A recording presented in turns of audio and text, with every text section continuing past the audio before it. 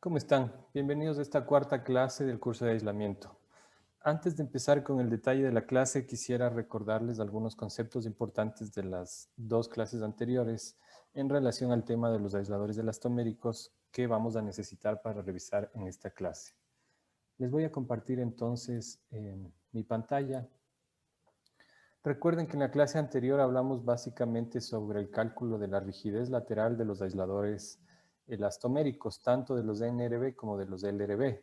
Y las fórmulas principales o más importantes que revisamos, que necesito que se acuerden, son estas de acá. La rigidez efectiva con la división entre la fuerza máxima o el F más y el F menos sumados en sus valores absolutos dividido para los desplazamientos positivos y negativos máximos y mínimos respectivamente.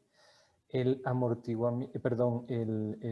módulo de corte efectivo que se calcula con la rigidez efectiva de acuerdo a la fórmula anterior, el número total de capas o el alto total de las capas de caucho y el área del aislador y el amortiguamiento efectivo que se calcula con esta fórmula de acá.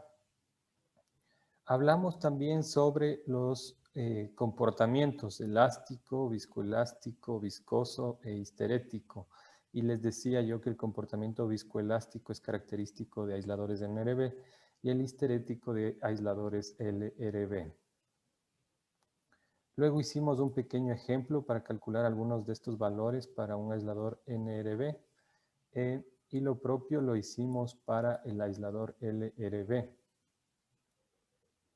Entonces, les había mandado incluso una tarea en la que ustedes debían calcular algunas de estas propiedades a través de una subrutina de MATLAB y tomando en consideración los datos de unas pruebas reales de dos aisladores, tanto el LRB como el NRB que yo les proporcioné. Eso respecto a la clase anterior. Y respecto a la clase anterior a esa, necesito que recuerden algunos conceptos importantes. Acuérdense que revisamos el tema de tensión, rotación, compresión y todo esto con respecto a las deformaciones laterales o a las deformaciones unitarias laterales. Entonces, esta diapositiva es súper importante porque acá se resume en el análisis multicapa cómo se calcula la deformación lateral total. En este caso se calcula como la suma de la deformación unitaria lateral por compresión, por corte y por rotación. Y yo les di las fórmulas para cada uno de estos estados. Por compresión, por ejemplo, para un LRB se calcula como la carga axial dividido para el área, el módulo de corte y el factor de forma S multiplicado por un factor de corrección. En el caso de la deformación unitaria lateral por corte, es simplemente la deformación por corte dividida para el alto total de las capas de caucho, que no es más que el número de las capas multiplicado por el espesor de cada una. Y finalmente para rotación se calcula como L, que no es otra cosa sino el diámetro, multiplicado por el ángulo total de rotación, dividido para el espesor de la capa de caucho por la altura total de las capas de caucho y por otro factor de corrección. Estas fórmulas necesito que recuerden para el final de esta clase. Y también hablamos, que es muy importante, sobre la estabilidad, y en la estabilidad definimos las fórmulas para calcular la carga crítica en el estado no deformado y la carga crítica o desplazamiento crítico en el estado, la carga crítica y el desplazamiento crítico en el estado deformado dependiendo del tipo de detalle de instalación que se utilice. También les mostré la fórmula para calcular el espesor mínimo de las capas o de las cuñas de acero. Entonces, con eso en mente, y si es que no se acuerdan, por favor revisen sus notas y sus diapositivas de los videos anteriores. En esta clase vamos a hablar en cambio sobre un tema muy importante que es el acoplamiento de la carga axial y la carga lateral en un aislador elastomérico. De hecho, ocurre una reducción en alto del aislador elastomérico producto de la deformación lateral y de la carga axial a la que está sujeto. Entonces vamos a ver cuál es el efecto en la rigidez vertical y lateral y por tanto vamos a ver ya el comportamiento completo en carga axial. Y al final, estas fórmulas que les acabé de mencionar, vamos a hacer un ejemplo de lo que se denomina adequacy assessment, que no es más que una revisión del diseño, perdón, o una revisión sí, es una revisión del diseño, de que esté correcto el diseño del aislador. Como les decía, en el caso de los aisladores se trabaja con diseños o con modelos ya listos que los tienen los fabricantes, entonces es muy difícil que uno vaya predeterminando el número de capas y la altura de capas, tanto del caucho como del acero, sino que ya están listos estos aisladores, y más que diseñar, lo que uno hace es verificar esos diseños. Entonces esa verificación se denomina adequacy assessment. Vamos a tener una tercera tarea que es importante para que vayan consolidando esos conocimientos, y nos vamos a basar nuevamente en este reporte del NCER. Vamos a utilizar el 11004, que es basado más para puentes, pero en el caso de edificaciones se debe hacer unas ciertas correcciones, pero su aplicación es igual. Nuevamente el 70012, vamos a revisar un artículo en específico de Kumar, el profesor Whittaker y Constantino, y por supuesto el capítulo 17 del ASC 716. Perfecto, entonces les voy a compartir las diapositivas de esta clase en específico.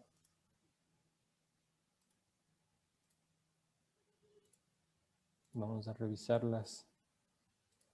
Como les decía, vamos a hablar, estos dos temas ya los revisamos en las clases anteriores, tanto la rigidez lateral como este ejercicio en MATLAB para obtener las propiedades de la prueba, y vamos a hablar sobre la reducción en alto, bajo, desplazamiento lateral y su efecto en la rigidez vertical y lateral.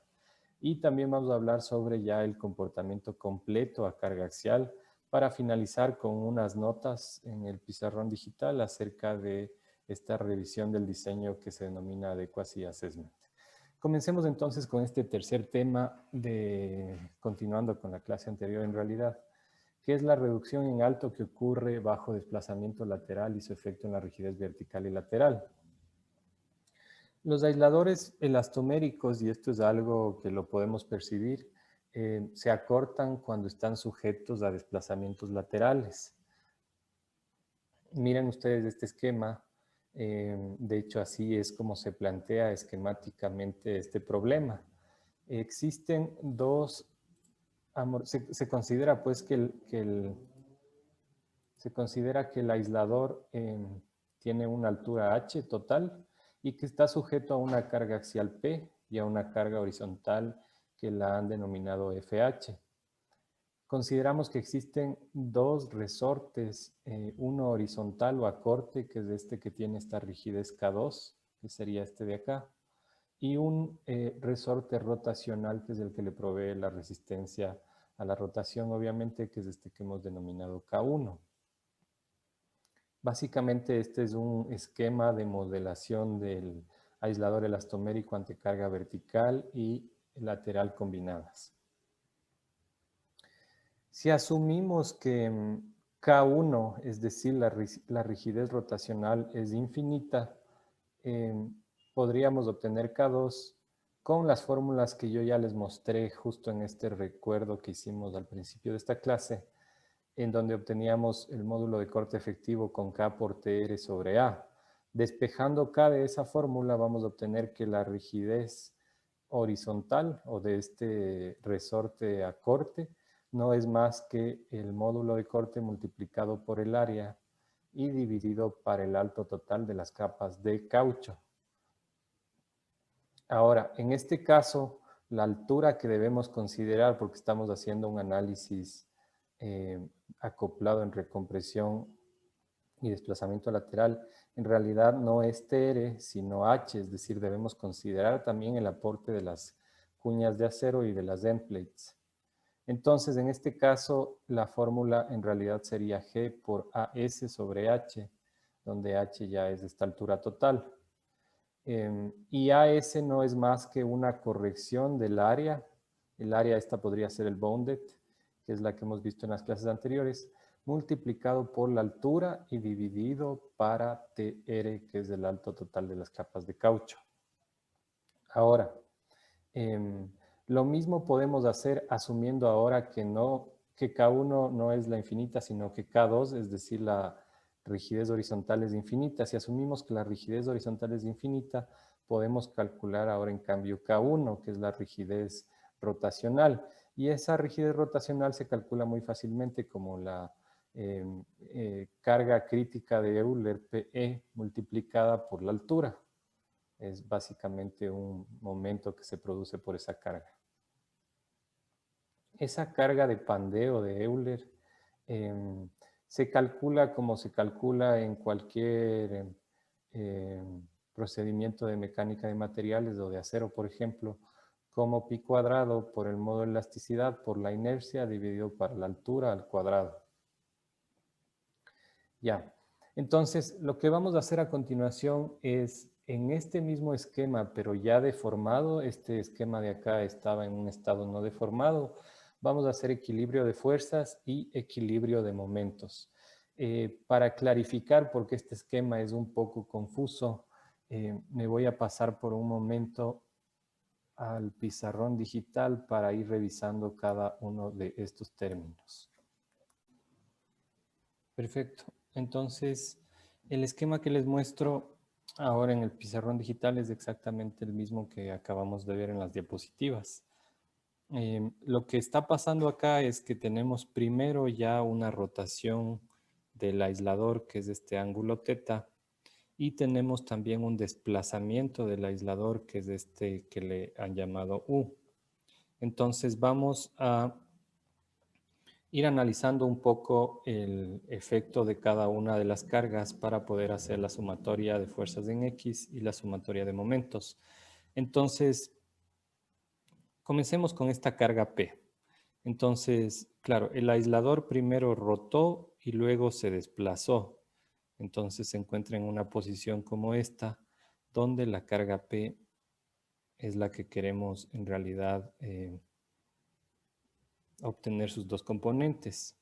Entonces, claro, aquí tenemos un ángulo θ, que es el que rotó, y necesitamos obtener estas dos componentes. Este ángulo θ lo podemos trasladar muy fácilmente acá. Es el mismo ángulo y podemos obtener esta componente como P por el seno de θ y esta componente como P por el coseno de θ. Y en este punto, si es que no recuerdan o no saben, asumimos que este ángulo θ en realidad es muy pequeño, así que les voy a dar algunas leyes pequeñas para deformaciones o para ángulos pequeños. Les voy a poner por acá. El seno de θ, cuando este ángulo es muy pequeño, es aproximadamente igual a θ. El coseno de θ, cuando el ángulo nuevamente es muy pequeño, es aproximadamente igual a 1.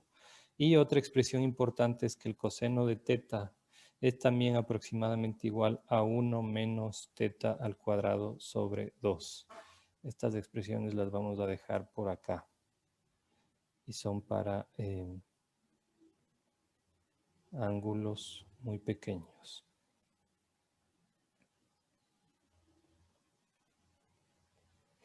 Perfecto. Entonces, regresando a este esquema, eso quiere decir que P por el coseno de θ es aproximadamente igual a P y que P por el seno de θ es aproximadamente igual a P por θ, que es justamente los valores que tenemos aquí. Perfecto, les voy a borrar para que no se nos vaya este gráfico haciendo muy complicado. Hagamos lo mismo ahora con la fuerza horizontal H. Nuevamente, el aislador se desplazó y rotó. Este ángulo de acá lo hemos llamado θ. Y la fuerza horizontal está aplicada aquí. Y se puede descomponer en estas dos fuerzas. Nuevamente, este ángulo lo podemos trasladar acá. Estos dos serían iguales. Este sería el complementario y por tanto este ángulo de acá es teta. Eso quiere decir que esta componente la podemos calcular como FH por el coseno de teta y esta componente la podemos calcular como FH por el seno de teta. Nuevamente el seno de teta es aproximadamente teta, por lo tanto esta de aquí es aproximadamente igual a FH por teta y esta de acá es FH por o aproximadamente igual a FH, que es justamente lo que tienen ahora acá, FH por teta y FH. Finalmente vamos a analizar entonces este triángulo pequeño de acá. Entonces no es más que toda esta, bueno, lo voy a poner acá. Es este triángulo pequeñito en el que vamos a tener una componente que va a ser producto del desplazamiento en ese sentido al que le han llamado S, más, y este de acá lo vamos a sacar con este ángulo, tenemos esto, esta es la posición final, este es el ángulo teta y esto es H. Entonces si queremos sacar esta parte de aquí, va a ser, en este caso sería con la tangente, pero la tangente es igual a teta también. Entonces podríamos decir que esto de acá es teta por H. ¿Ya? Eso quiere decir que este triángulo pequeño que se está formando ahí, que estoy haciendo una ampliación, toda esta parte de acá, desde aquí hasta este punto, sería S más teta por H. Ahora a nosotros nos interesa tener este valor de acá, que estoy subrayando. Entonces, bueno, ese ángulo, o mejor dicho, este ángulo de acá sería el complementario de teta, entonces este sería también teta. Ya, por lo tanto, esta componente vendría a ser S más teta H por el coseno de teta, que decimos que en ángulos muy pequeños es 1, por tanto es aproximadamente igual a S más teta H, que es justo lo que ustedes ven acá, aproximadamente igual a S más teta H. Con esos valores podemos hacer ya sumatoria de fuerzas en X y sumatoria de momentos con respecto a este punto O. Si es que hacemos la sumatoria de fuerzas en X, vamos a hacer sumatoria de fuerzas más que en X es en el sentido de S. Pero bueno, le voy a poner sumatoria de fuerzas en X. En ese caso, ¿qué fuerzas tenemos? Tenemos las siguientes fuerzas. En el sentido de S tenemos esta fuerza de acá, que sería P por teta. Tenemos esta fuerza de acá, que sería F por H. Perdón, FH. Y también tenemos, obviamente, la rigidez, que es la que está contrarrestando y la que está equilibrando el sistema, que es la rigidez del resorte por corte multiplicado por S. Eso quiere decir que vamos a tener, en definitiva, P por teta más, en el sentido positivo, FH y menos K2 por S, o la rigidez del resorte a corte. Eso igual a 0. Y por otro lado, vamos a hacer también sumatoria de momentos con respecto a 0. Vamos a considerar positivo en este sentido. O con respecto al punto O, más bien dicho. Entonces, ¿qué vamos a tener? Vamos a tener la acción de esta fuerza P Voy a resaltarlo en rojo. P. Y borremos un momento por aquí todo lo que está para no confundirnos.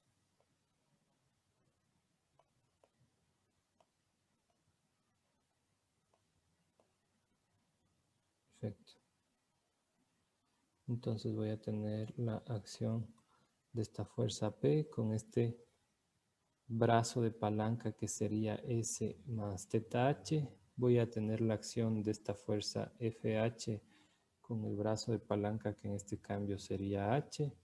Y por supuesto lo que contrarresta esa rotación es la rigidez de mi resorte. En definitiva, si hago sumatoria de momentos con respecto al punto O, voy a tener P por S más teta H más FH por H y menos K1 por teta, y eso es igual a 0. Me voy a regresar una vez escrito esto a las diapositivas, y eso es justamente lo que hemos obtenido. Si hago equilibrio de fuerzas tanto en el sentido de S, del desplazamiento lateral ya rotado, como equilibrio de momentos con respecto al punto O. No les voy a mostrar la resolución, pero básicamente si es que yo resuelvo estas dos ecuaciones e incluyo el valor de K1 aquí y el valor de K2 en esta primera ecuación, voy a obtener unas ecuaciones con las que puedo calcular el ángulo θ y la relación entre ese, el desplazamiento más bien en el sentido ya rotado, sobre h, que es la altura total, que básicamente dependen obviamente de la fuerza horizontal, de la carga axial, del módulo de corte, de esta área corregida que vimos acá arriba, y de la carga de pandeo de Euler, que es PE.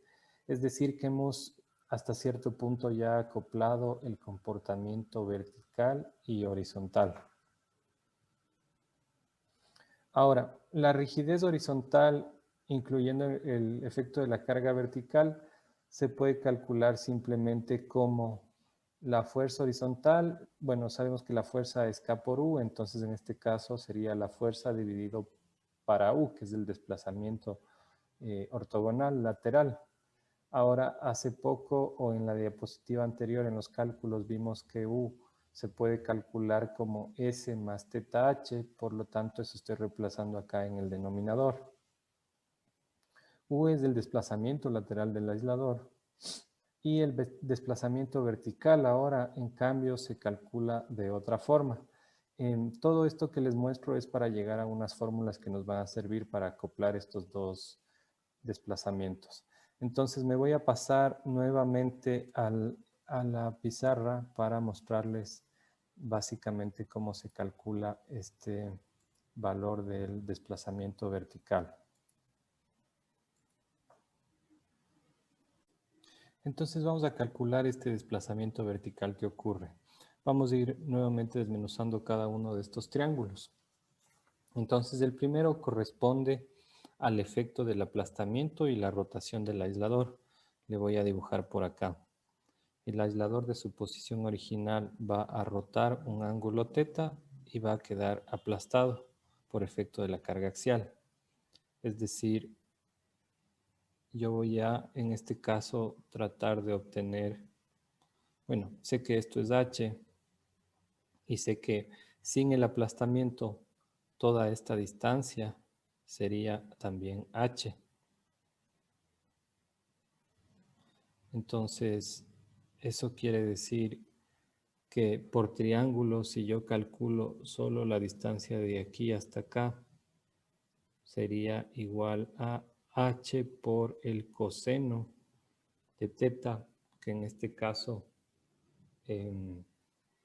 equivale a esta distancia.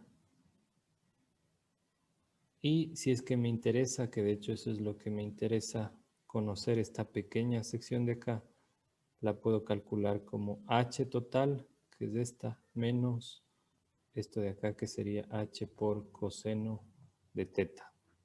Ahora, a mí me importa en realidad conocer no esta de acá, sino la vertical, cuánto se desplaza verticalmente.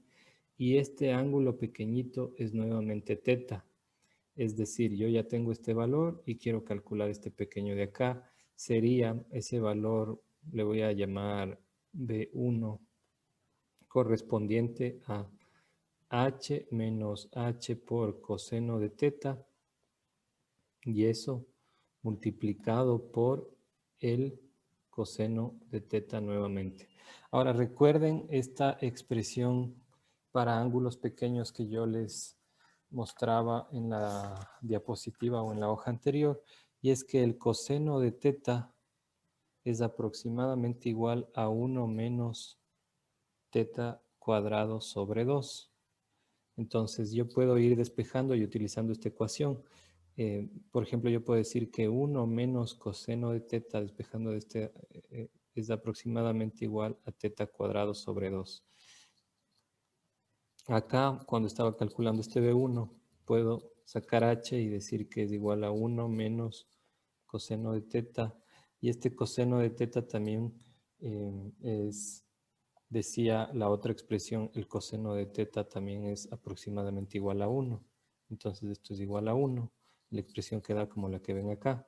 Y voy a reemplazar este 1 menos coseno de teta a la derecha. Entonces voy a obtener a la final que este primer desplazamiento por efecto del aplastamiento y la rotación del aislador es igual a h por teta cuadrado sobre 2, que es justamente lo que tienen aquí. Y existe este segundo efecto ya por producto, más bien dicho, del desplazamiento lateral del aislador, que sería este de acá. Entonces, nuevamente lo voy a dibujar.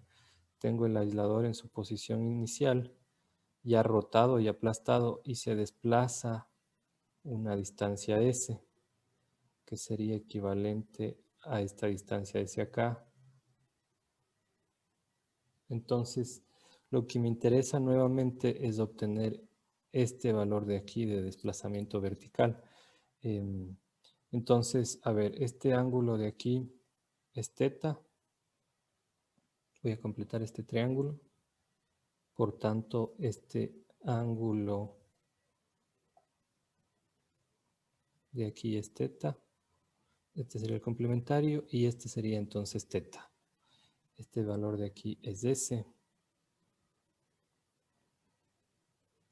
Entonces, yo puedo decir que, de hecho, S multiplicado por el seno de teta es igual a esta, le voy a llamar, a esta le llamé B1 y a esta le voy a llamar B2. Entonces B2 es igual a S por el seno de teta. El seno de teta, acuérdense, es aproximadamente teta, entonces B2 les voy a decir que es igual a S por teta, que es justamente lo que tienen acá. En definitiva, el desplazamiento B, hagámosle un poco más acá abajo, el desplazamiento B total, el desplazamiento vertical total, que sería la suma de B1 y B2, no es nada más que H por teta cuadrado sobre 2, que eso es B1, más B2, que sería S, el desplazamiento lateral por teta. Con esa ecuación vamos a trabajar también para hacer la deducción.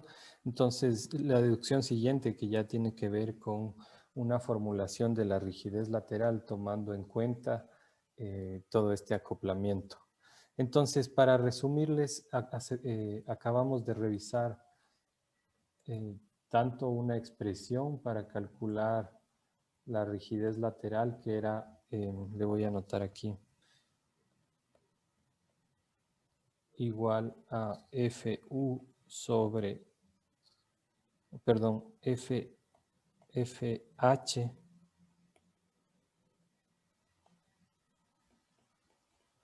sobre U, y sabíamos de esos primeros triángulos que revisamos que U es igual a S más teta H, Y acabamos de obtener una expresión para B, el desplazamiento vertical, que es h por teta cuadrado sobre 2 más s por teta.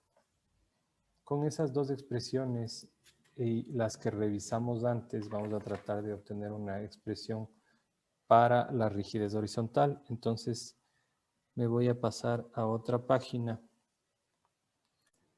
y vamos a ir haciendo entonces la deducción de la ecuación de la rigidez horizontal, perdón.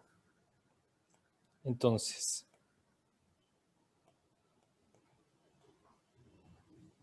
la rigidez horizontal, recuerden, la podemos calcular como FH dividido para S más teta por H.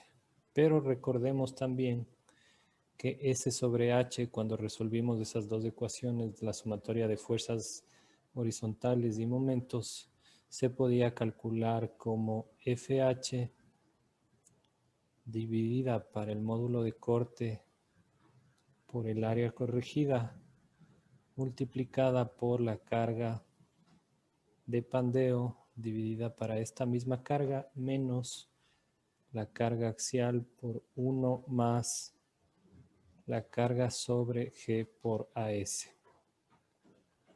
Y asimismo vimos que el ángulo teta también de esta resolución de estas ecuaciones de la sumatoria de fuerzas en X y momentos se podía calcular como esta misma fuerza horizontal dividido para G por AS y multiplicado por el mismo término en el denominador, es decir, PE menos P por 1 más P por G por AS.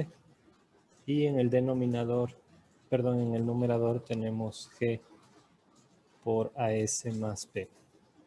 Entonces lo que vamos a hacer es dividir para H esta primera ecuación y lo que vamos a obtener es FH sobre H en el numerador y S sobre H más teta por H sobre H en el denominador. Podemos simplificar y podemos reemplazar esta ecuación acá y esta ecuación de teta acá.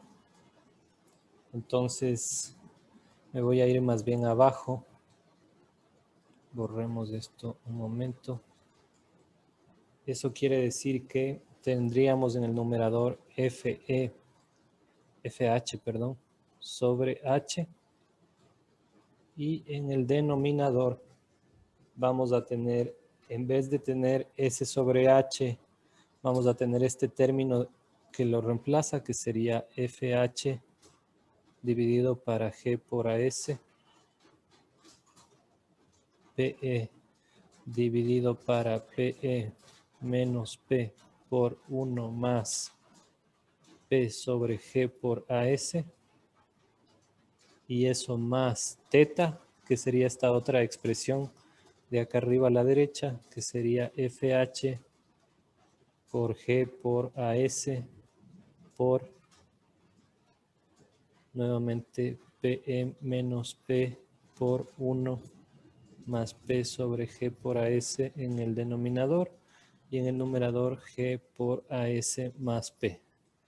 Podemos simplificar los FHs que están en las tres ecuaciones y nos vamos a quedar en otra cosa que podemos hacer. Si ustedes se dan cuenta, tenemos G por AS y G por AS en ambas. Entonces eso lo vamos a pasar al numerador. Esto está multiplicando y multiplicando. Entonces lo podemos pasar al numerador, en cuyo caso tendríamos G por AS sobre H y dividido para, nuevamente este término es igual que este término, entonces voy a dejarlo como, voy a quitar estas líneas para que no se confundan. En el denominador voy a dejarlo como PE menos P por 1 más P sobre G por AS. Y acá arriba me quedaría PE más G por AS más P. Perfecto. Ahora voy a ir trabajando el numerador de esta expresión por un lado y el denominador por otro. Para trabajar el numerador, recordemos que AS es esta área corregida que era igual a A por H sobre TR. Entonces, yo puedo reemplazar eso en esta expresión del numerador, que es G por AS sobre H, y obtendría la expresión G por A por H sobre TR por H. Puedo simplificar las H's y me quedo con una expresión G por A sobre TR. El denominador es un poco más complejo. Entonces lo que voy a empezar haciendo es abriendo este paréntesis de la parte baja. En el numerador de este denominador tendría PE más G por AS más P. Y abajo tendríamos PE menos P cuadrado sobre G por AS. Voy a sacar factor común en el denominador. Voy a tener G por AS va a ser igual a PE por G por AS menos P por G por AS menos P cuadrado, perdón, menos P cuadrado, y arriba sigo teniendo lo mismo, es decir, PE más G por AS más P. Hay otra expresión que me olvidé de mencionarles con las que también debemos trabajar, la voy a poner acá al lado, y es que la carga crítica es igual a la raíz cuadrada de la carga de Euler multiplicada por G y por AS. Para mayor facilidad, yo puedo decir que la carga crítica al cuadrado es igual a PE por G y por AS. Esa expresión me va a servir para ir reemplazando términos acá abajo. Entonces, por ejemplo, antes de eso, otra cosa que es importante es que trabajamos bajo el asumido de que PE es mucho mayor que P y también de que PE es mucho mayor que G por AS. Eso quiere decir que hay unos términos que yo podría ir simplificando. Puedo decir que esta carga de aquí es en realidad muy pequeña y lo propio puedo hacer con este término de acá. Por lo tanto, si voy reemplazando términos, este PE por G por AS es la carga crítica al cuadrado. Entonces, y por ejemplo, este PE puedo reemplazarlo justo de esta ecuación. Pongámoslo aquí. PE sería la carga crítica al cuadrado dividido para G por AS. Eso lo voy a reemplazar en este término. Entonces, vamos a seguir con el desarrollo del denominador. Entonces, tendría la carga crítica al cuadrado dividido para G por AS más G por AS dividido para, si es que observamos este término, como les decía, PE por G sobre AS es la carga crítica al cuadrado menos P al cuadrado sobre G por AS. Voy a sacar factor común en el numerador y me voy a quedar con la carga crítica al cuadrado más G cuadrado AS cuadrado. Y abajo me voy a quedar con la carga crítica al cuadrado menos P cuadrado sobre G por AS. Puedo nuevamente simplificar estos términos Y como estoy eliminando términos de segundo orden o términos muy pequeñitos, también voy a eliminar este término de acá. Por lo tanto, todo esto bajo los asumidos que les decía de que la carga PE, la de Euler, es mucho mayor que P y de que PE también es mucho mayor que G por AS. Entonces me voy a quedar con la carga crítica al cuadrado dividido para la carga crítica al cuadrado menos P al cuadrado. Bueno, ese sería el resultado del denominador y el resultado del denominador, acuérdense, era en cambio este de acá. Entonces voy a regresar a obtener KH. KH entonces sería igual a G por A sobre TR, que sería el numerador, multiplicado por, invirtiendo, como este es el denominador, sería la carga crítica al cuadrado menos la carga al cuadrado dividido para la carga crítica al cuadrado, que es igual que decir G por A sobre TR multiplicado por 1 menos P cuadrado sobre P, la carga crítica al cuadrado. Entonces con esto he obtenido una expresión para la rigidez horizontal que toma en cuenta la carga crítica, el módulo de corte, el área y la altura total de las capas de caucho. Regresemos nuevamente a nuestras diapositivas.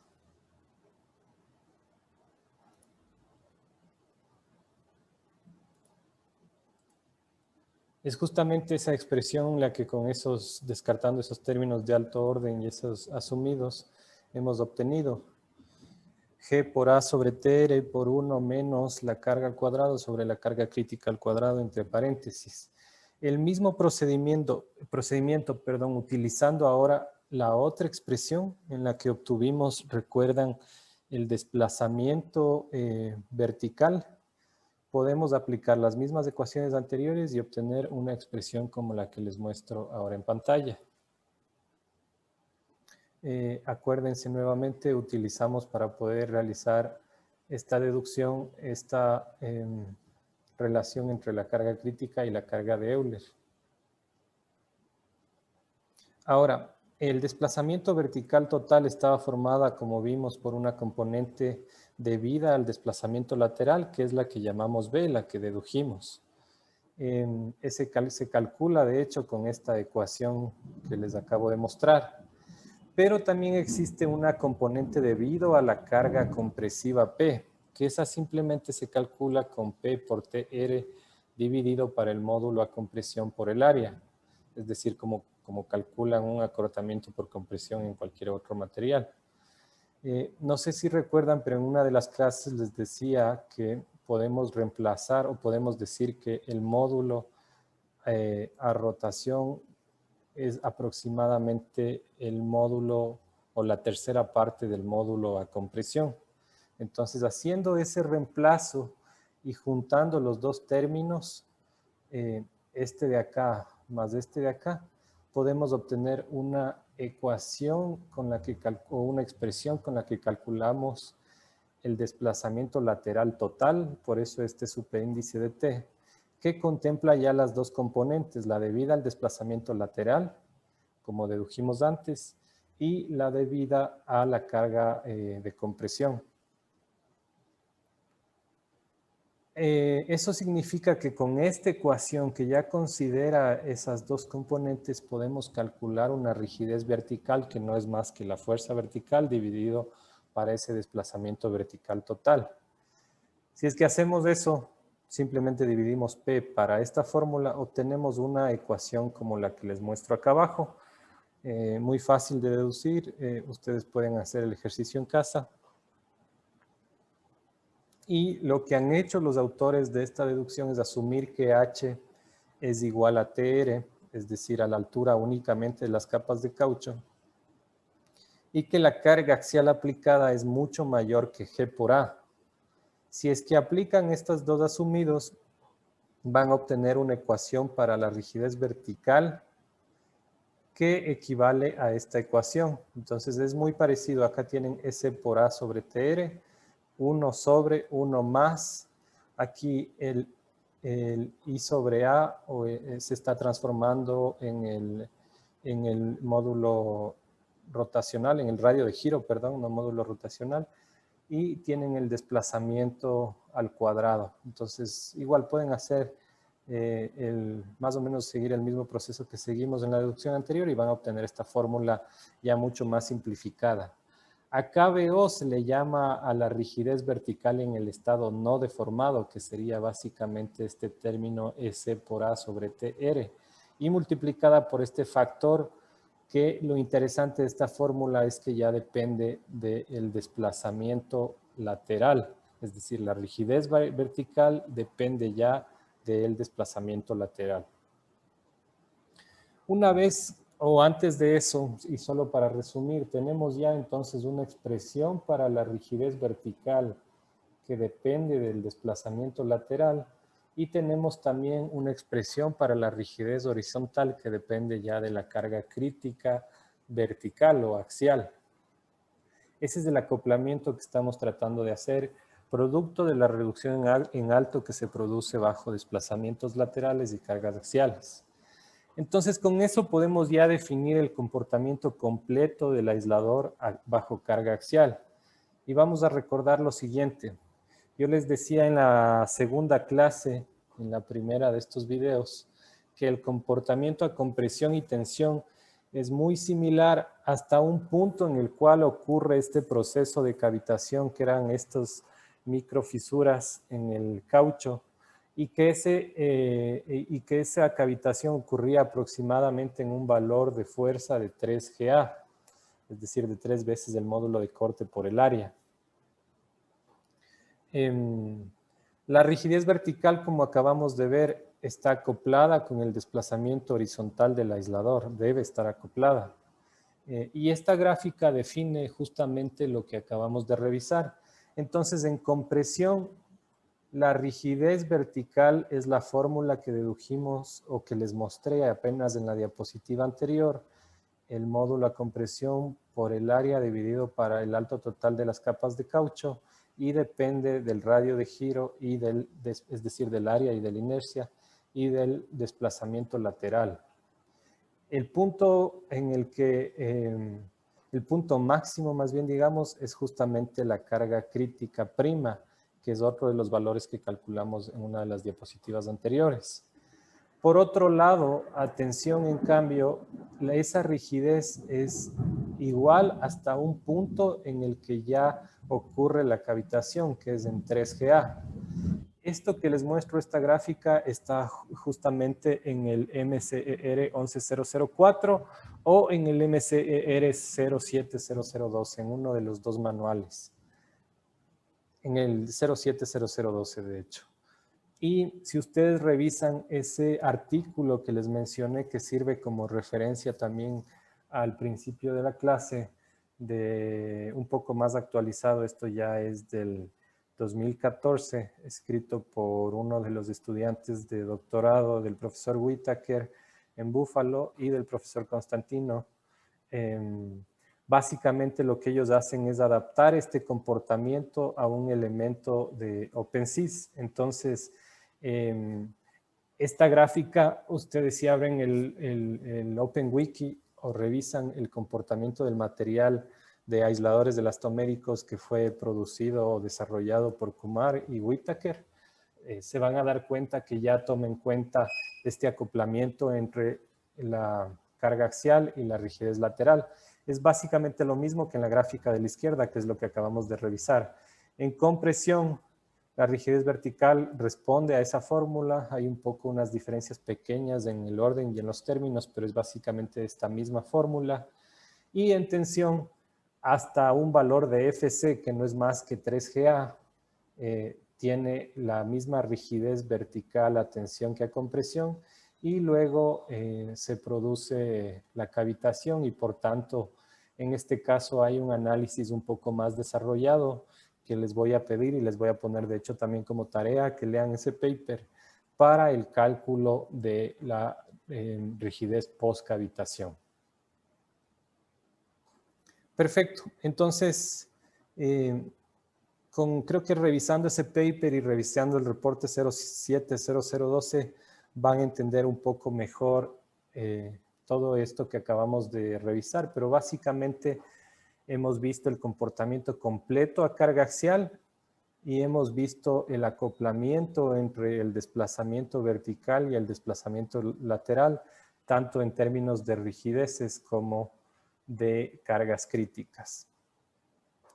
Lo que vamos a hacer a continuación es ya un ejemplo de lo que les decía se denomina la revisión del diseño o en inglés Adequacy Assessment. Como les contaba al principio de esta clase, el tema con los aisladores elastoméricos y en realidad con todos los aisladores es que ustedes escogen un aislador básicamente de un grupo o de un stock de aisladores que tiene el fabricante. Creería yo que es muy raro que ustedes especifiquen el número de capas de acero, el número de capas de caucho y el espesor de cada una de ellas, sino que los fabricantes, obviamente por la comodidad en la fabricación de los dispositivos, ya tienen más o menos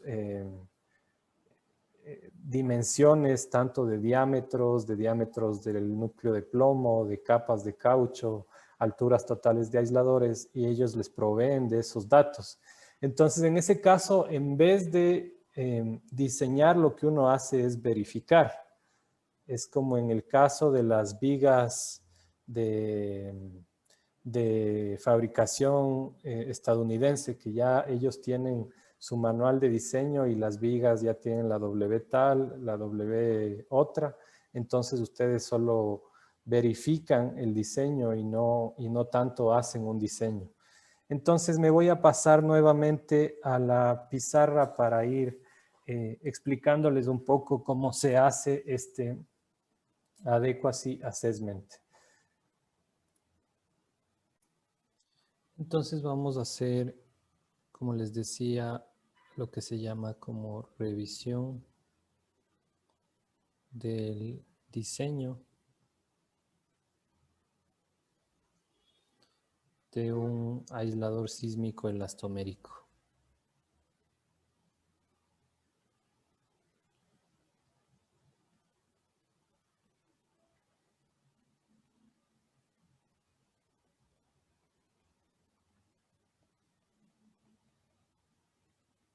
Vamos a empezar entonces por definir o por hacer en este primer caso, lo voy a poner con color azul, una revisión ante cargas de diseño.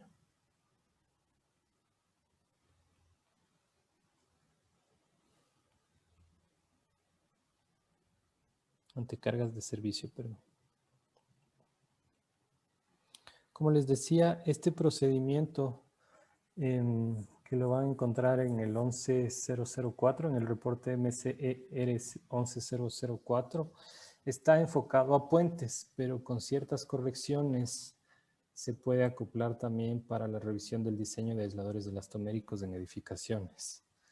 Bueno, vamos entonces a empezar por definir las cargas. ¿Cuáles son las cargas que vamos a revisar? Primero vamos a tener la carga muerta, que se simboliza con PD. Vamos a tener una carga, la que denominamos PLST, que es la componente estática de la carga viva.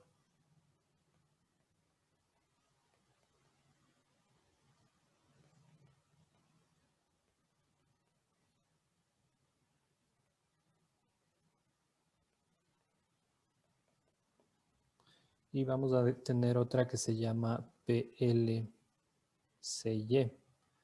que es la componente cíclica de la carga viva. Tal vez aquí me entiendan por qué está aplicado esto a puentes.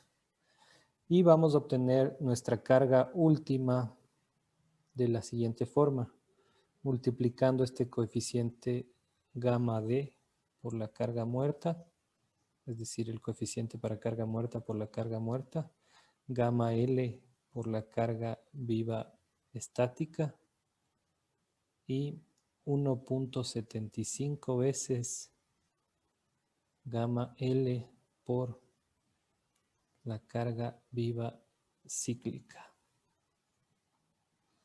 De acuerdo al manual de AASHTO, en la versión, en este caso, del 2007, para un diseño LRFD, y siguiendo este estado de carga que se llama resistencia o strength 1, el gamma D se calcula como, o el factor para la carga muerta, el factor de mayoración es 1.25, y para la carga viva ese factor es 1.75. Por lo tanto, PU vendría a ser 1.25 carga muerta más 1.75 de la componente estática de la carga viva más 1.75 por 1.75 sería 3.0625 de la carga viva cíclica. Si es que tomamos otro estado de carga, en este caso resistencia o strength 4, el coeficiente en este caso para carga muerta es 1.5 y para la carga viva, perdón, es 0. Es decir que nuestra carga última en este caso va a ser simplemente 1.50 veces la carga muerta. Eso en lo que tiene que ver con nuestra solicitación, es decir, cómo calculamos la carga última. Por otro lado, vamos a definir ciertos desplazamientos y rotaciones.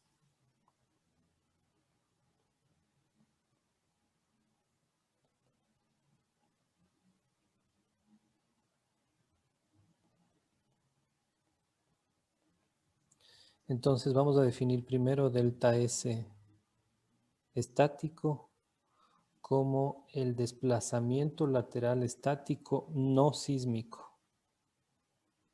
Desplazamiento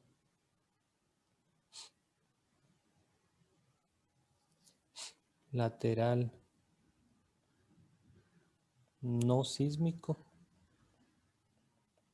y este va a ser estático. Vamos a definir ahora delta S cíclico como el desplazamiento lateral no sísmico, en este caso cíclico.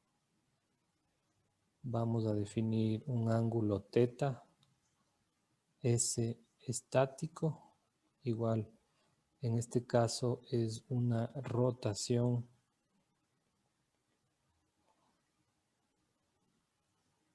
no sísmica estática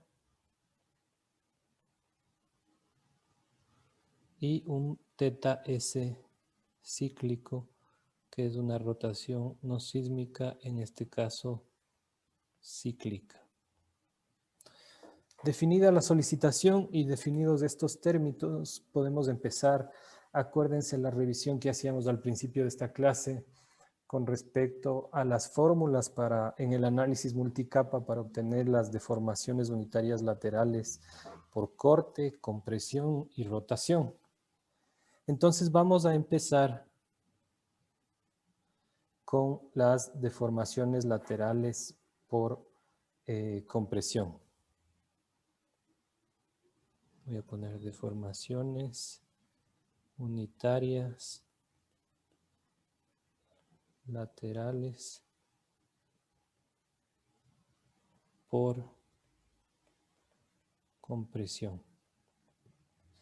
Entonces, si ustedes recuerdan, la fórmula era que esa deformación lateral por compresión se calcula como esta carga última que acabamos de determinar tanto para strength 1 como strength 4 dependiendo de la combinación que utilicemos, dividida para el AR, que es el área bounded, por G, y por el factor de fórmula multiplicado por este factor de corrección, en este caso F1.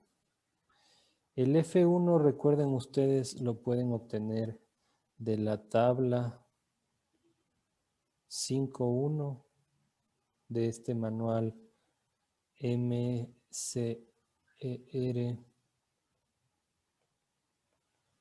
el 1104.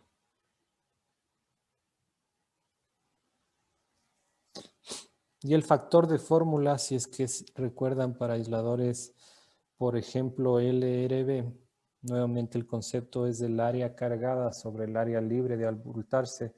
El área cargada es la diferencia entre los diámetros externos al cuadrado por pi sobre 4, menos el diámetro interno por pi sobre 4, y dividido para el área libre de abultarse, que sería el perímetro pi por d, multiplicado por el alto de una capa, que sería t. Se simplifican los pis y nos quedamos con una fórmula como do cuadrado menos di cuadrado sobre 4 por do por t. Esto es específico para el caso de un aislador LRB. Acuérdense que el NRB es libre de abultarse también en su interior, entonces la fórmula cambiaba ligeramente. Ustedes incluso hicieron una tarea al respecto. Ahora, también necesitamos saber cuál es el área. Me equivoqué antes, del área AR no es del área bounded, sino más bien es del área traslapada una vez que existe ya un desplazamiento lateral. Entonces, esa AR se calcula como, y pueden regresar a la segunda clase, al video, este delta menos seno de este mismo ángulo multiplicado por pi por el área. Les voy a hacer un pequeño esquema acá. SAR, si es que el aislador en su posición original está ahí y luego se desplaza una cierta cantidad, SAR era esta área de aquí. Entonces recuerden, ese ángulo se calculaba como 2 por el coseno a la menos 1 del desplazamiento delta sobre el diámetro. En este caso, delta va a ser igual al desplazamiento no sísmico lateral o desplazamiento lateral no sísmico estático más el desplazamiento igual lateral no sísmico cíclico. Y el área en el caso de un aislador circular no es nada más que, bueno, con el orificio no es nada más que pi por do cuadrado menos di cuadrado sobre 4. Entonces, teniendo este ángulo, teniendo AR, el módulo de corte es un dato y el S es un factor que se calcula, PU es la solicitación, podemos calcular entonces las deformaciones unitarias laterales por compresión. Vamos a la siguiente página, pongamos... Perfecto. Entonces ahora vamos a calcular las deformaciones laterales debido ya a los desplazamientos laterales. Entonces voy a poner aquí deformaciones unitarias, perdón, deformaciones unitarias laterales debidas a desplazamiento lateral.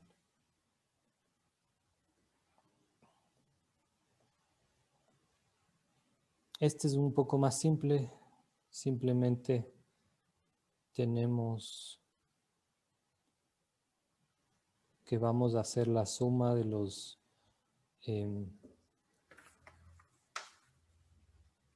desplazamientos laterales, tanto el estático como el cíclico. En este caso multiplicado por un factor de 1.75, el cíclico, y dividido, para TR. Recuerden que TR no es más que el número de capas del elastómero multiplicado por el espesor de cada una.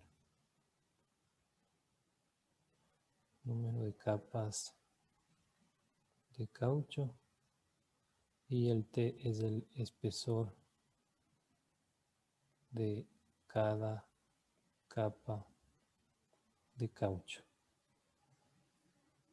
Perfecto. Entonces ya lo hicimos, ya calculamos las deformaciones unitarias laterales por corte y por compresión. Entonces ahora vamos a seguir por las debidas a rotación. Entonces deformaciones unitarias laterales debidas a rotación en este caso. Entonces se simboliza igual como gamma. En este caso sería por rotación. Y se calcula como L al cuadrado por el ángulo sería teta, o bueno, le llamamos nosotros la rotación. En el un caso la estática, en el otro caso multiplicada por 1.75 la cíclica, y esto dividido para T, que es el espesor de una capa, por TR, que es la multiplicación de N por T, y por un factor de corrección F2. F2 lo pueden sacar, acuérdense de la clase número 2, de la tabla 5.8 de este mismo manual MCER 11004. Y L en este caso no es más que el DO, es decir, el diámetro externo. Ahora, hemos calculado siguiendo las fórmulas como hicimos en el repaso al principio de esta clase y simplemente aplicando unos factores adicionales ya dependiendo del método del LFD. Entonces la deformación unitaria lateral total por corte se calcula como la suma de las tres anteriores, es decir, la que se debe a compresión más la que se debe a corte más la que se debe, como acabamos de calcular, a rotación. ¿Y cuál es el criterio? El criterio es que estas tres sumadas, es decir, la deformación unitaria lateral total, tiene que ser menor o igual a 6. Ese es el criterio de revisión. Como les decía, esto es una revisión. Y otra cosa que se debe chequear también es que el factor de mayoración de la carga muerta multiplicado por esta más el factor de mayoración de la carga viva multiplicada por la componente estática de la carga viva dividido para el AR por G por S y con el factor correspondiente. Esto no es más que la fórmula para calcular las deformaciones laterales por efectos de compresión, pero en el numerador tenemos un término ligeramente distinto, sea menor o igual a 3.5. Ese es otro criterio que se tiene que revisar.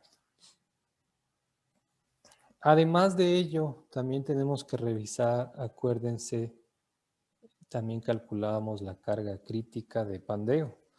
Entonces, vamos a revisar la carga de pandeo.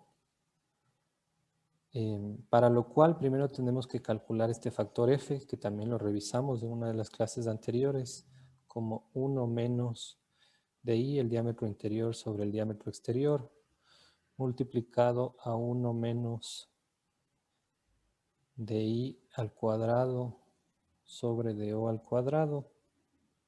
Todo esto dividido para 1 más di al cuadrado sobre do al cuadrado. Teniendo ese factor, si revisan ustedes igual las clases anteriores, la carga crítica la calculábamos como 0.218. Esto es en el estado no deformado por G por ese diámetro a la cuarta dividido para el espesor de una capa por el espesor total de las capas de caucho y por el factor F. Y la carga crítica ya en el estado deformado la calculábamos como la carga crítica anterior con la corrección del AR sobre A, donde nuevamente, si viéramos en planta el aislador ya deformado, AR es este área en donde se intersecan. Claro, si le viéramos al aislador en elevación, el aislador ya se deformó, entonces pasó de este estado a este, y este es el área AR. Perfecto. Entonces, el criterio en este caso, ¿cuál es? El criterio en este caso es que esta carga crítica en el estado deformado dividida para esta combinación de carga muerta y carga viva, tanto aquí sí la componente estática como la componente cíclica tiene que ser mayor o igual a 2. Y lo último que me falta, voy a tratar de acomodarlo en esta última parte de la hoja, es la revisión del espesor de las cuñas de acero.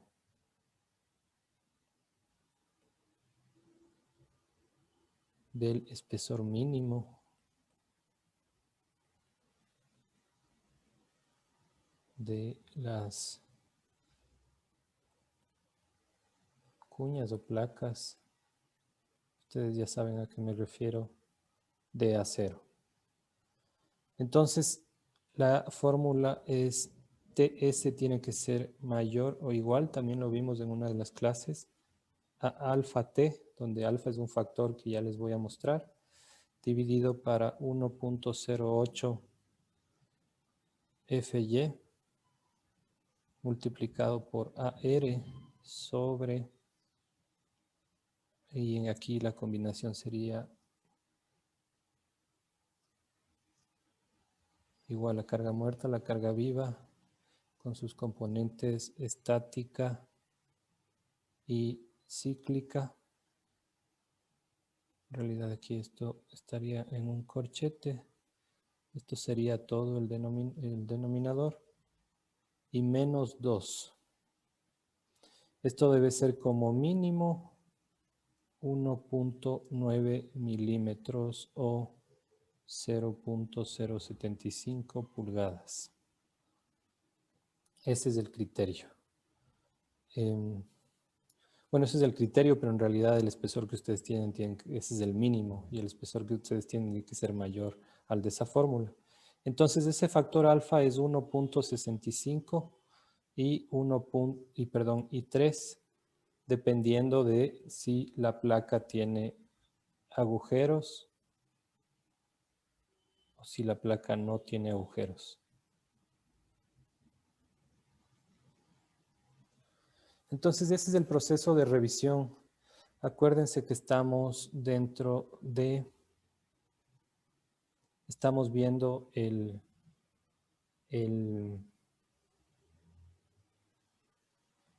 Estamos viendo la revisión del diseño de un aislador sísmico elastomérico y hemos hecho este primer chequeo ante cargas de servicio. Para eso hemos obtenido la solicitación y hemos definido ciertos desplazamientos y rotaciones y con eso hemos calculado las deformaciones unitarias laterales por compresión. Hemos calculado las deformaciones unitarias laterales debidas a desplazamiento lateral, debidas a rotación, la suma de estas con un criterio que tienen que ser la suma de ellas menor a 6 y también este menor a 3.5. Luego hemos calculado la carga de pandeo, la cual la corregida en el estado no deformado, perdón, tiene que ser mayor o igual a 2 y hemos hecho una revisión del espesor mínimo de las placas de acero de acuerdo a esta fórmula. Todas estas fórmulas son una adaptación de todo lo que ya hemos venido viendo desde la clase número 2.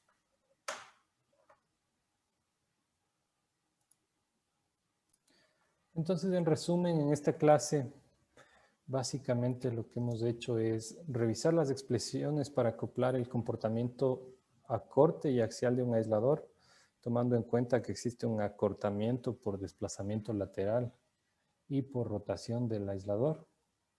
Y presentamos ya el comportamiento completo a carga axial, tomando en cuenta la cavitación y la rigidez corregida a compresión. Finalmente alcanzamos a revisar el chequeo del diseño, o lo que yo les decía en inglés del Adequacy Assessment, ante cargas de servicio. Por tiempo vamos a dejar esta clase ahí y en la próxima vamos a revisar el mismo Adequacy Assessment, pero ya ante cargas sísmicas, tanto del sismo de diseño, el DBE, como el sismo máximo considerado, el MCE. Perfecto, muchas gracias. Eso sería todo por esta clase.